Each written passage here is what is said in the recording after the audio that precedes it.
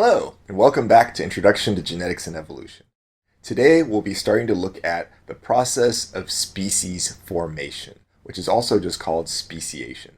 This is an area very near and dear to my heart because this is an area where, in fact, I've conducted quite a bit of research myself. And indeed, in one of the later videos, you'll actually see a little bit of the research that I did. But let's start a lot more basically. Let's start by going back a step to something we talked about way back in the beginning of this class. What are the two fundamental processes of evolution? Well, one of them, as we described it, is this idea of change within a lineage. That over time, we have this set of ancient forms that lead up to the modern form. So we have these horse ancestors, or at least contemporaries of horse ancestors, that were half a meter tall. And over time, leading to the present day, we see the modern horse, which stands on the order of 1.5 meters tall. This is what most of the class has been focusing on so far, this sort of change within the lineage, natural selection within a lineage or within a population, etc. The part we've sort of ignored up until now is this idea of formation of new lineages.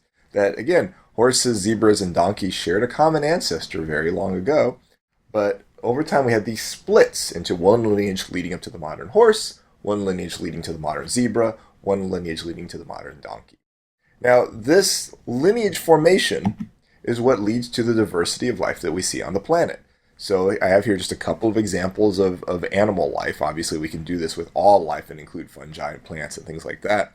But as you see here, we have a multicellular ancestor, and then long after this multicellular ancestor, within the animal lineage, we have this early branch off to the sponges. We have a later branch off after we have the evolution of true tissues to these comb jellies. We have bilateral symmetry evolve. We have our various worms. That would be a C. elegans worm. That's a model system. We see later crabs, and starfish and humans are reasonably close related. Now, this is a tree of life where, lower on this tree is long, long ago. Higher on the tree up to here is the modern day. There are probably some branches that died off in there. But what would happen if there was never any branching? What would happen if there was no new lineage formation? Well, instead of the tree of life, we'd have something look more like the twig of life. So you wouldn't have an instructor, you'd just have another comb jelly, just like all of you, just like all animals. That's not what we see, of course, at all.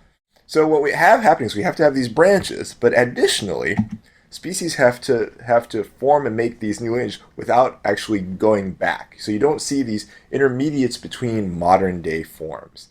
Now again, we talked about this way back when we talked about evidence for evolution. We don't expect these intermediates between modern day forms. That we don't expect a crocodile and a duck to get together and make a crocoduck. So that's just a ridiculous idea. Now, organisms overall exist in these discrete clusters.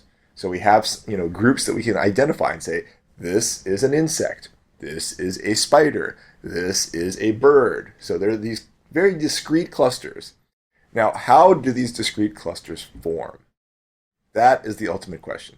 Now, Darwin actually only addressed this indirectly, where he considered species in genera to be just an extension of varieties of flowers or things like that. He didn't actually talk about the exact splits of species and what makes this one become different from that one and ultimately lead to these new forms, aside from just generalities talking about the importance of natural selection, which was certainly correct as well.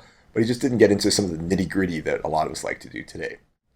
So in this set of lectures, not just in the current one, but the set of lectures, we'll look at why these clusters don't fuse, basically why don't we see intermediates. And then in subsequent videos, we'll look at how geography affects species formation and the genetic basis of species formation. How many genetic changes does it take to get a new species? Now, when you're looking at the origin of species, it's useful to have an idea of what the product is. So what is a species anyway? Well, on a practical level, you go outside, you see squirrels, or depending on where you are, maybe you see kangaroos and things like that, and you identify what they are not by their DNA sequence, but by looking at them, by appearance. So how different do you have to be? Well, I have here a picture of 4 different ducks. How many duck species are represented in that? Well, they don't all look exactly the same, but then again, all of you watching this video don't look exactly the same, yet we presume that we're all the same species. So how many different species of ducks are this? That's a tough question. Well, we can add in the males. You might have already guessed those are all female ducks. We add in the males. The males are quite different. But in fact, the males are actually more different from the females than the females are from each other. In fact, these actually are four different species of ducks, and just to give you an idea who pairs up with who, these would be mallards, these would be your pintails, etc. So they're in a diagonal relationship to each other. Now, we can't decide what species are based on appearance because of things like this, that oftentimes males of species look more different from females than they do from males of other species. So that's obviously a bad thing for using appearance for identifying species. So what the most widely used concept is for species is this idea of a gene pool. Who's in the same gene pool? And these gene pools are you can think of those groups of interbreeding natural populations that don't exchange genes with other such groups. This has been termed the biological species concept, and it's probably the most generally used species concept out there. That basically, if we see groups, they interbreed, they produce fertile offspring with each other, that is a species. If we see another group, even if they look very similar, if they don't interbreed with the first group, different species. So the question is, what prevents this exchange of genes? And that is going to be a set of traits that defines the species. Well, these traits, I'll call them barrier traits. Some people refer to them as reproductive isolating mechanisms, but I'll just use this because it's a simpler term. These barrier traits can be grouped into two broad categories. One possibility is a trait that prevents interbreeding. Basically, it makes it so you don't interbreed with a member of the other species. And I'll give you some specific examples of these in just a moment. You may live in different parts of a common environment, so you just don't encounter the other type. You may breed at different times of day or in different seasons, or you're just not attracted to each other. That last one is very common. So for example, you go to the zoo, you see a chimpanzee, you're not inclined to mate with it. In fact, it's not inclined to mate with you either. So again, we're just not attracted to members of other species. Even though the chimpanzee is our closest living relative, we have no attraction to it. So this is the category where interbreeding doesn't happen at all. There's also the, accident happened. They did actually have a mating event, but this interbreeding doesn't result in gene exchange for other reasons. So this would be a case, for example, if the sperm don't fertilize the eggs of the other species or the seed of the other species from the pollen. Hybrids may die early in life, or the hybrids may live but are actually sterile. That last one, people always think of the same example. The mule is the sterile hybrid of the horse and donkey. So horses and donkeys are separate species. The mule is a sterile hybrid of the two. In fact, I like a much cuter example. This is the zonkey. I love the zonkey. This is the sterile hybrid of the donkey and zebra. But look at its legs. It looks like it has socks. Anyway, let's talk about some specific examples of a lot of these traits. And I give you a couple right here. So first on habitat differences. So there's an interesting case with Rhagoletes fruit flies. These are true fruit flies, unlike Drosophila. They actually attack fruits on trees. Within North America, for one particular species called Rhagoletes pomonella, there are two races. They're probably well along the ways of becoming good species. One breeds exclusively on apple, as you see here, the picture of an apple here. The other breeds exclusively on hawthorn berries. Now, interestingly, if you study them, they survive and reproduce much better if they breed on their own host than if you transplant them to the other host. They will live on the other host, but they just don't do as well. Thus, because of that, there are clear genetic differences between these races. So you may think, okay, big deal, so they specialize on these different forms. What's interesting about Rhagoletes pomonella is the apple race probably just formed within the last few hundred years. That if you go back before the 1600s, there were no apple trees in the U.S. And in fact, in this particular example, it's likely that this happened just in the last 120 years, that we had this formation of this new apple race. It obviously used genetic variation that was present in the ancestor, but somehow it's made it so now they almost never interbreed with each other, the apple race and the hawthorn race, and they're better on their own hosts. So they're well along the way to species in a very short period of time. That's very cool. Let's look at another one. I mentioned timing differences. A great example of this are periodical cicadas. So there are two very closely related species, Magicicada septendecim and Magicicada trisendecim. Some of these emerge, the trisendecim emerge every 13 years, the septendecim emerge every 17 years. Most of the time, though, they're just burrowing around underground, eating tree roots and things like that.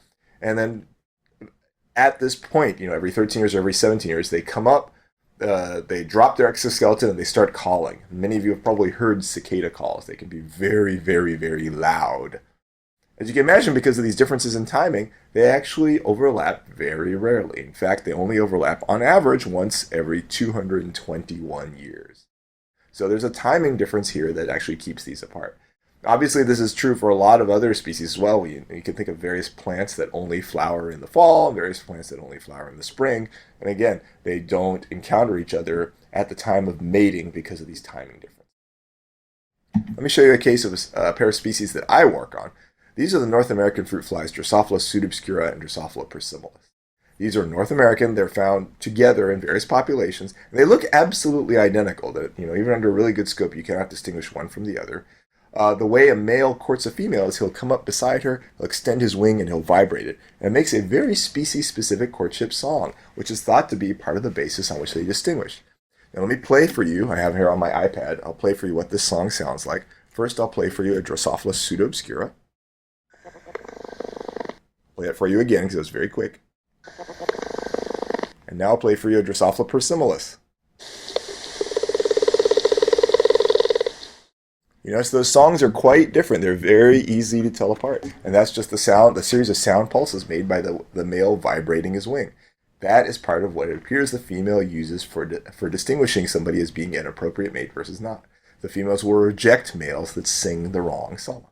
Very cool, huh? So that's just mediating this idea of not attracted to each other. So these are the cases of not interbreeding. Let's talk about the cases of actual breeding but not producing fertile offspring. Great example of this is fertilization specificity.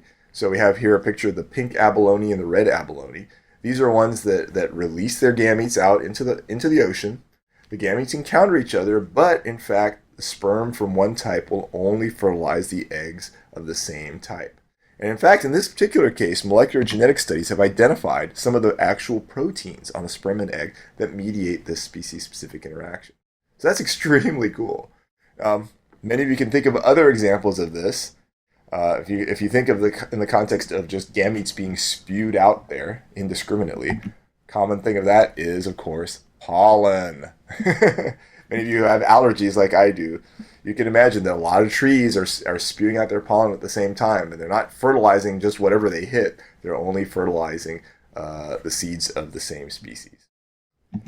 There's an interesting example where hybrids are sick or dead. So if you look at the intertidal copepods, these are ones that are found there's one population in Northern California and a separate group in Southern California.